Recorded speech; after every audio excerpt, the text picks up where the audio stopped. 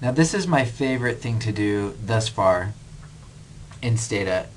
On the topic of standardizing and correlation matrices, we actually can use really one command to find a correlation matrix in Stata, which makes it much simpler than doing it by hand and much simpler than even doing it on Excel. Now, remember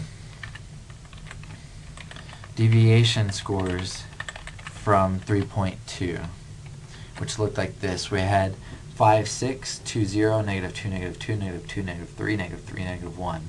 We got our list of deviation scores. We're also going to use the covariance matrix from 3.9.2. Now I'm going to input that.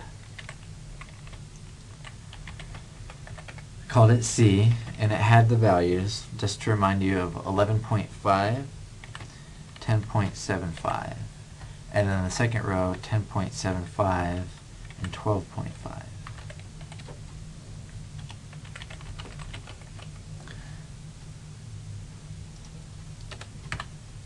Thanks for catching that for me. Let's take a look, make sure I did that right.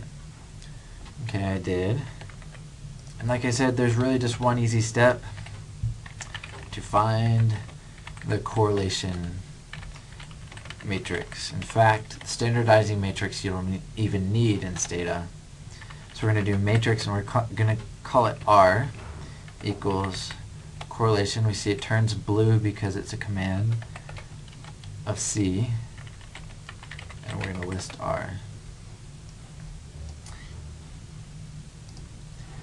And it comes out with the values of 1, and then rounding off 0.9, and then 0.9 and 1, which is what we got when we did it by hand. This was much faster, much easier, by far my favorite tutorial thus far with Stata. Hope you have a good day.